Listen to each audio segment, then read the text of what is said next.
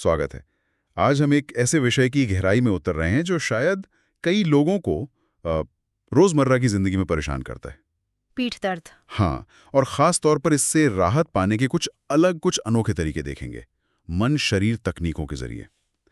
हमारे पास जो जानकारी है वो एक लेख से है जिसका शीर्षक है पीठ दर्द से राहत के लिए मन शरीर तकनीकें। जी।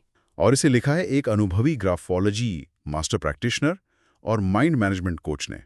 मतलब कोई छोटा मोटा अनुभव नहीं, 30 साल का अनुभव है और उन्होंने 25,000 से ज्यादा लोगों के साथ काम किया है। अरे वाह, ये तो काफी प्रभावशाली है। हाँ, तो अनुभव तो है यहाँ।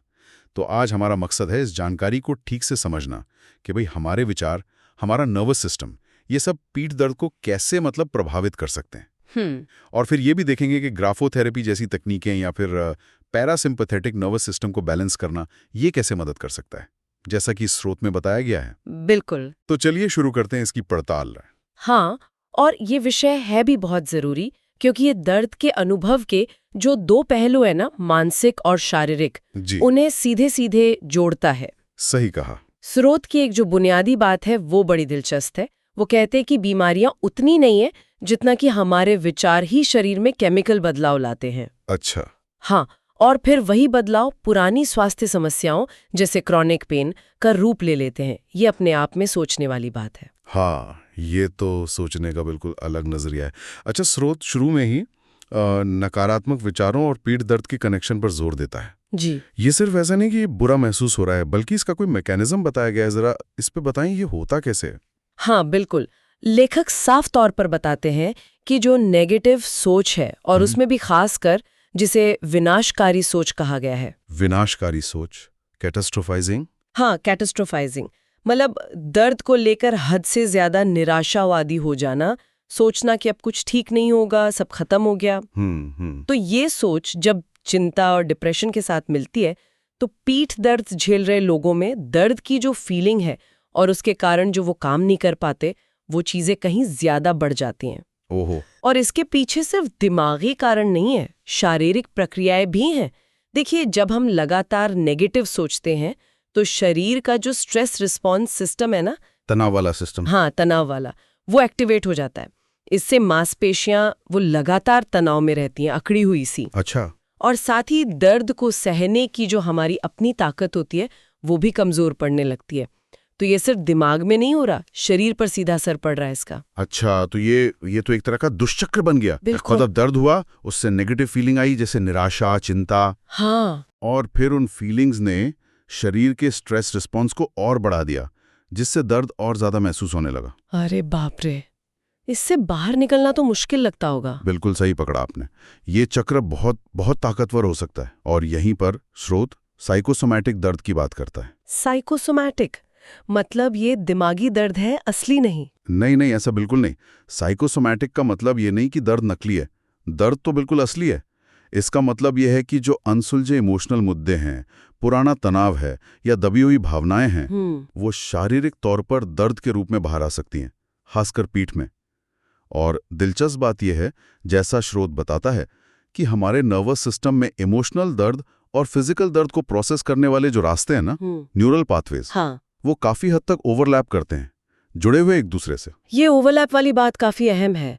इससे समझ आता है कि क्यों हमारे भावनात्मक हालात हमारे शारीरिक दर्द को इतना ज्यादा प्रभावित कर सकती हैं। जी बिल्कुल। स्रोत ने नेगेटिव विचारों के कुछ खास असर भी गिनाए हैं ना? हाँ बिल्कुल, जैसे दर्द का बढ़ जाना, रोजमर्रा के काम करने में ज्यादा दिक्कत आना, मांसपेशियों में लगातार खिंचाव या तनाव बना रहना जो खुद दर्द पैदा कर सकता है। सही। फिर ठीक होने के लिए जो जरूरी चीजें हैं जैसे एक्सरसाइज करनी है या थेरेपी लेनी है, उनसे बचना या टालना क्योंकि मन ही नहीं करता। हाँ, होता है ऐसा। और जैसा हमने कहा, इमोशनल स्ट्रेस का सीधे सीधे फिजिकल दर्द में बदल जाना, ये सब नेगेटिव सोच के क्या कहते हैं, संभावित नतीजे हैं, जैसा स्रोत में बताया गया है। लेकिन अच्छी बात यह है कि स्रोत सिर्फ प्रॉब्लम बताकर नहीं छोड़ रहा, वो इन नेगेटिव विचारों से निपटने के कुछ तरीके भी सुझा रहा है। हाँ, और ये बहुत महत्वपूर्ण हिस्सा है। सबसे पहला कदम तो है जागरूकता, अपने नेगेटिव विचारों के पैटर्न को पहचानना कि मैं सोचता कैसे हूँ। बिल्कुल। क्या मैं हमेशा सबसे बुरे के बारे में सोचती हूँ? क्या मैं दर्द को लेकर जरूरत से ज्यादा डर रही हूँ? एक बार पहचान लिया तो फिर एक्टिवली उन्हें चुनौती देना और उनकी जगह पॉजिटिव, ज्यादा हकीकत वाले रचनात्मक विचार लाने की कोशिश करना। और इसके लिए कुछ प्रैक्टिकल तकनीकें भी बताई हैं? हाँ बिल्कुल, जैसे माइंडफुलनेस यानी होश में रहना, अपने विचारों और भावनाओं को बिना जज किए देखना। ध्यान यानी मेडिटेशन, जो मन को शांत करने और तनाव कम करने में मदद करता है। और कृतज्ञता यानी ग्रैटिट्यूड, जीवन में जो अच्छी चीजें हैं उन पर ध्यान देना। हाँ, ग्रैटिट्यूड प्रैक्टिस। जी, ये तकनीकें धीरे धीरे उन नेगेटिव पैटर्न्स को कमजोर कर सकती हैं। स्रोत में कॉग्निटिव बिहेवियरल थेरेपी मतलब सीबीटी का भी जिक्र है, खासतौर पर उस विनाशकारी सोच के लिए। हाँ, सीबीटी तो एक जानी मानी थेरेपी है। ये नेगेटिव सोच और व्यवहार के पैटर्न को पहचानने और बदलने में मदद करती है। अच्छा। तो स्रोत इसे दर्द से जुड़ी जो वो कैटास्ट्रोफाइजिंग वाली सोच है उसे ठीक करने के लिए कारगर तरीका बताता है, और इसके साथ ही पॉजिटिव अफर्मेशंस बनाने और दोहराने का सुझाव भी है। पॉजिटिव अफर्मेशंस जी, मतलब सकारात्मक वाक्य। हाँ, छोटे छोटे पॉजिटिव वाक्य जिन्हें बार बार दोहराने से धीरे धीरे सोच में बदलाव आ सकता है, हीलिंग और हिम्मत की भावना बढ़ सकती है। तो कुल मिलाकर मन पर काम करके दर्द की फीलिंग को बदलने की कोशिश, ये काफी लॉजिकल लगता है। जी। अब स्रोत एक और तकनीक पर आता है जो शायद ज्यादातर लोगों के लिए नई होगी, ग्राफोथेरेपी मतलब लिखावट और पीठ दर्द का कनेक्शन। ये थोड़ा सुनने में अजीब लगता है। ये क्या है और स्रोत के मुताबिक ये काम कैसे करती है? हाँ, ग्राफोथेरेपी यकीनन एक ऐसी तकनीक है जिसके बारे में कम लोगों ने सुना होगा। इसका मूल विचार ये है कि हमारी जो हैंडराइटिंग है वो हमारे अवचेतन मन यानी सबकॉन्शियस माइंड की हालत और हमारी पर्सनालिटी के कुछ पहलुओं को दिखाती है। अच्छा, लिखावट से मन का पता चलता है? हाँ, ग्राफोलॉजी इसी पर आधारित है। तो ग्राफोथेरेपी में हम क्या करते हैं कि जानबूझकर किसी प्रशिक्षित व्यक्ति की मदद से अपनी लिखावट के कुछ खास पैटर्न बदलते हैं। इसके पीछे सोच ये है कि जैसे लिखावट मन का आईना है, वैसे ही लिखावट को बदलने से मन पर भी असर डाला जा सकता है। जब हम सोच समझकर अपनी राइटिंग में कुछ खास पॉजिटिव बदलाव लाते हैं। जैसे कोई उदाहरण? जैसे मान लीजिए अक्षर टी का जो क्रॉस बार होता है उसे ऊपर उठाना आत्मविश्वास बढ़ाने के लिए, या अक्षरों के बीच सही दूरी रखना बेहतर सोशल स्किल्स के लिए। तो ये प्रैक्टिस धीरे धीरे हमारे सबकॉन्शियस माइंड में पॉजिटिव बदलाव ला सकती है। अरे वाह, मतलब हाथ से लिखकर अवचेतन मन को रीप्रोग्राम करने की कोशिश। और इसका पीठ दर्द से क्या लेना देना हुआ? स्रोत का तर्क ये है कि पीठ दर्द अक्सर तनाव, चिंता, दबी हुई भावनाओं या नेगेटिव सोच के पैटर्न से जुड़ा होता है ना? हाँ, अभी हमने बात की इस पर। तो ये जो मनोवैज्ञानिक रुकावटें हैं ये सबकॉन्शियस लेवल पे काम करती हैं। ग्राफोथेरेपी लिखावट के जरिए इन सबकॉन्शियस पैटर्न को एड्रेस करके उन मानसिक और भावनात्मक तनावों को कम करने में मदद कर सकती है जो शारीरिक दर्द को बढ़ा रहे हैं या बनाए रख रहे हैं। तो ये सिर्फ एक थ्योरी है या स्रोत इसके असर का कोई सबूत भी देता है? स्रोत कुछ केस स्टडीज या रिपोर्ट्स का हवाला देता है। उनमें ऐसे लोगों का जिक्र है जिन्हें लंबे समय से पीठ दर्द था। अच्छा। ग्राफोथेरेपी की नियमित प्रैक्टिस के बाद उन्होंने न सिर्फ अपने दर्द में काफी कमी महसूस की, बल्कि उनकी मेंटल क्लैरिटी, फोकस करने की क्षमता और इमोशनल बैलेंस में भी सुधार देखा गया। स्रोत कहता है कि ये थेरेपी अवचेतन में छिपे उन दोषों या नेगेटिव पैटर्न को सचेत जागरूकता में लाती है जिससे उनका समाधान हो सके। ये एक तरह से मन का शरीर पर जो असर है उसी का इस्तेमाल करके शारीरिक सेहत को बेहतर बनाने का तरीका है। ये सोचना कि हमारी लिखावट जैसी रोज की चीज का हमारी सेहत पर इतना गहरा असर हो सकता है, ये काफी सोचने पर मजबूर करता है ना? लेकिन स्रोत यही नहीं रुकता। वो एक और शारीरिक सिस्टम पर ध्यान दिलाता है, पैरासिम्पैथेटिक नर्वस सिस्टम, PSNS। इसकी क्या भूमिका है और इसे संतुलित करना क्यों जरूरी बताया गया है? जी, पैरासिम्पैथेटिक नर्वस सिस्टम यानी PSNS हमारे ऑटोनॉमिक नर्वस सिस्टम का एक हिस्सा है। ऑटोनॉमिक नर्वस सिस्टम वो है जो हमारे शरीर के अपने आप होने वाले काम कंट्रोल करता है, जैसे दिल धड़कना, सांस लेना। हाँ बिल्कुल, पाचन वगैरह। इसके दो मेन हिस्से होते हैं, एक सिंपैथेटिक नर्वस सिस्टम यानी SNS और दूसरा पैरासिम्पैथेटिक PSNS। SNS हमारा लड़ो या भागो वाला सिस्टम है, फाइट और फ्लाइट। ये हमें तनाव वाली सिचुएशन के लिए तैयार करता है। और PSNS हमारा आराम करो और पचाओ वाला सिस्टम है, रेस्ट एंड डाइजेस्ट। ये शरीर को शांत करता है, मरम्मत करता है, ऊर्जा बचाता है। ये रिलैक्सेशन, पाचन और हीलिंग के लिए जिम्मेदार है। पीठ दर्द के मामले में पीएसएनएस इतना महत्वपूर्ण क्यों है? स्रोत बताता है कि अक्सर पुराने पीठ दर्द वाले लोगों में इस ऑटोनॉमिक नर्वस सिस्टम का बैलेंस बिगड़ा हुआ होता है। अच्छा, इम्बैलेंस होता है। हाँ, ऑटोनॉमिक इम्बैलेंस। इसका मतलब है कि उनका सिंपैथेटिक सिस्टम यानी तनाव वाला सिस्टम ज्यादा एक्टिव रहता है और पैरासिम्पैथेटिक यानी आराम वाला दबा हुआ रहता है। ओहो, तो शरीर हर वक्त एक तरह के हाई अलर्ट मोड में रहता है। बिल्कुल, जैसे लगातार कोई खतरा मंडरा रहा हो। इस लगातार तनाव की हालत में मांसपेशियां अकड़ी रहती हैं, शरीर में सूजन बढ़ सकती है और दर्द भी ज्यादा महसूस हो सकता है। तो अगर हम किसी तरह से इस पीएसएनएस को एक्टिवेट कर सकें, उसे मजबूत बना सकें, तो क्या इससे शरीर को उस तनाव मोड से निकालकर हीलिंग और आराम वाले मोड में लाने में मदद मिल सकती है? बिल्कुल, स्रोत का यही तर्क है। जब पीएसएनएस एक्टिव होता है तो हार्ट रेट धीमी होती है, मांसपेशियां ढीली पड़ती हैं, पाचन सुधरता है और शरीर अपनी मरम्मत और हीलिंग प्रोसेस पर ध्यान दे पाता है। और इसे एक्टिवेट करने के तरीके क्या बताए हैं स्रोत ने? स्रोत कुछ तरीके बताता है जिनसे पैरासिम्पैथेटिक टोन बढ़ाया जा सकता है। जैसे गहरी और धीमी सांस लेने वाले व्यायाम, डायफ्रामेटिक ब्रीदिंग, हाँ, पेट से सांस लेना, ध्यान यानी मेडिटेशन, योग, प्रकृति में समय बिताना, यहाँ तक कि नॉन इन्वेसिव ब्रेन स्टिमुलेशन जैसी तकनीकों का भी जिक्र है, पर वो शायद ज्यादा स्पेशलाइज्ड ट्रीटमेंट का हिस्सा होंगी। इन तरीकों से पीएसएनएस को बढ़ाने से दर्द पर सीधा असर कैसे पड़ता है? कई तरह से। एक तो ये मांसपेशियों का तनाव कम करता है, जो पीठ दर्द का एक बड़ा कारण हो सकता है। दूसरा, ये शरीर में इन्फ्लेमेशन यानी सूजन को कम करने में मदद कर सकता है। पुराने दर्द में अक्सर सूजन होती है। सही। तीसरा, ये दर्द की धारणा मतलब पेन परसेप्शन को बदल सकता है, यानी दर्द शायद उतना ही हो पर महसूस कम हो। और चौथा, ये ओवरऑल शरीर को हीलिंग के लिए बेहतर हालत में लाता है।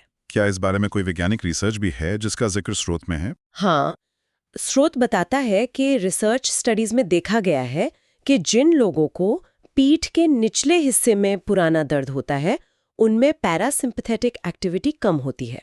अच्छा। इसका एक खास इंडिकेटर है हार्ट रेट वेरिएबिलिटी, HRV। ये हमारे ऑटोनॉमिक नर्वस सिस्टम के बैलेंस को मापता है। कम HRV अक्सर तनाव और खराब सेहत से जुड़ा होता है। तो स्रोत के अनुसार जो तरीके PNS एक्टिविटी को बढ़ाते हैं, जैसे सांस वाले व्यायाम या ध्यान, वो HRV को सुधार सकते हैं और साथ ही दर्द की गंभीरता को भी कम कर सकते हैं। तो ये सिर्फ महसूस करने की बात नहीं है, इसके पीछे मापने लायक शारीरिक बदलाव है। ये समझना कि हमारा नर्वस सिस्टम कैसे दर्द को कंट्रोल करता है और हम उसे कैसे प्रभावित कर सकते हैं, ये वाकई बहुत शक्तिशाली जानकारी है ना? तो अब हमने दो अलग अलग तकनीकों पर बात की, एक ग्राफोथेरेपी जो अवचेतन मन पर काम कर रही है और दूसरी PNS संतुलन जो सीधे नर्वस सिस्टम पर। स्रोत इन दोनों को कैसे जोड़ता है? क्या ये मिलकर ज्यादा असरदार हो सकती हैं? स्रोत का मानना है कि इन दोनों में एक तालमेल है, एक सिनर्जी है। मतलब ये मिलकर शायद अकेले अकेले काम करने से ज्यादा अच्छा नतीजा दे सकती हैं। अच्छा, सिनर्जी कैसे? सोचिए, ग्राफोथेरेपी का मकसद क्या है? मानसिक और भावनात्मक तनाव, नेगेटिव सोच के पैटर्न को कम करना। हाँ। और यही तनाव तो है जो अक्सर सिंपैथेटिक नर्वस सिस्टम को हावी होने के लिए उकसाता है। तो जब ग्राफोथेरेपी से मानसिक तनाव कम होता है, तो ये इनडायरेक्टली सिंपैथेटिक सिस्टम को शांत करने और पैरासिम्पैथेटिक सिस्टम को एक्टिव होने का मौका देने में मदद करता है। हाँ, ये तो समझ आता है। दूसरी तरफ PSNS को सीधे एक्टिव करने वाली तकनीकें जैसे ध्यान या सांस लेना, वो शारीरिक स्तर पर तुरंत आराम लाती हैं। ये शरीर को दर्द के प्रति कम सेंसिटिव बनाती हैं और नर्वस सिस्टम द्वारा दर्द को कंट्रोल करने की जो प्रक्रिया है, पेन मॉड्यूलेशन, उसे बेहतर बनाती हैं। तो एक तकनीक मन से शरीर की ओर काम कर रही है यानी ग्राफोथेरेपी, और दूसरी शरीर से मन की ओर, हाँ, जैसे PNS संतुलन। एक तरह से दोनों तरफ से काम हो रहा है। तो ये एक तरह का दो तरफा हमला हुआ दर्द के कारणों पर एक होलिस्टिक अप्रोच जो सिर्फ लक्षण नहीं बल्कि दर्द के पीछे के मानसिक और शारीरिक दोनों फैक्टर्स को देख रहा है। बिल्कुल। स्रोत का निष्कर्ष यही है कि ग्राफोथेरेपी के जरिए जो माइंड रीप्रोग्रामिंग है, उसे जब पैरासिम्पैथेटिक सिस्टम को संतुलित करने वाली तकनीकों के साथ मिलाया जाता है, तो ये दर्द के उस दुष्चक्र को तोड़ने में ज्यादा असरदार हो सकता है। ये मानसिक तनाव कम करता है, जिससे सिंपैथेटिक ओवरड्राइव घटता है, और साथ ही शरीर की जो नेचुरल हीलिंग और आराम वाली प्रक्रिया है यानी PNS, उसे एक्टिवेट करता है। इस तरह पीठ दर्द से स्थायी राहत पाने की संभावना बढ़ जाती है। ये सिर्फ गोली खाने या एक्सरसाइज करने से कहीं ज्यादा गहरा नजरिया है। चलिए, तो आज की इस काफ़ी विस्तृत चर्चा के मुख्य बिंदुओं को समेटते हैं। हमने स्रोत के आधार पर देखा कि कैसे नेगेटिव विचार और भावनाएं सिर्फ मानसिक चीज नहीं है, बल्कि वो शारीरिक रूप से पीठ दर्द को बढ़ा सकती हैं, एक पूरा दुष्चक्र बना सकती हैं। हाँ, और हमने देखा कि इस चक्र को तोड़ने के लिए सीबीटी, माइंडफुलनेस, ध्यान, कृतज्ञता जैसे जाने पहचाने तरीकों के अलावा ग्राफोथेरेपी जैसी एक अनोखी तकनीक का भी जिक्र है। ये सोचना कि अपनी लिखावट बदलकर हम अवचेतन मन और शायद शारीरिक स्वास्थ्य पर भी असर डाल सकते हैं। ये तो काफी दिलचस्प था। और साथ ही हमने पैरासिम्पैथेटिक नर्वस सिस्टम की अहम भूमिका को समझा, हमारे शरीर का वो आराम और मरम्मत वाला मोड जी, और कैसे उसे एक्टिवेट करना, जैसे गहरी सांस लेने से दर्द मैनेजमेंट में एक ताकतवर टूल हो सकता है। स्रोत इसे सिर्फ रिलैक्सेशन नहीं बल्कि एक शारीरिक जरूरत बता रहा है। ये पूरी चर्चा मन और शरीर के बीच के उस गहरे और जिसे अलग नहीं किया जा सकता उस संबंध को उजागर करती है।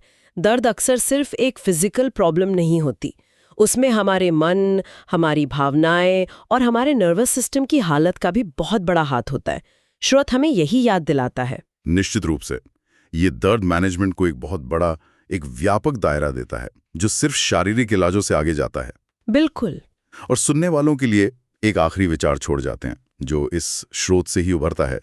अगर ये सच है, जैसा कि स्रोत कह रहा है, कि हम जानबूझकर अपनी लिखावट जैसी चीजों को बदलकर अवचेतन प्रक्रियाओं और शारीरिक स्वास्थ्य को प्रभावित कर सकते हैं, तो ये दूसरी पुरानी स्वास्थ्य समस्याओं के मैनेजमेंट के लिए क्या संभावनाएं खोलता है, खासकर वो समस्याएं जिनका तनाव या मन शरीर के जटिल कनेक्शन से गहरा नाता माना जाता है, जैसे माइग्रेन हो गया, इरिटेबल बाउल सिंड्रोम हो गया, या शायद ऑटोइम्यून बीमारियां भी।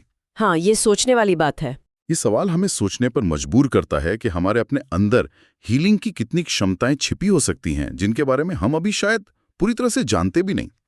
विचार करने लायक बात है। बिल्कुल।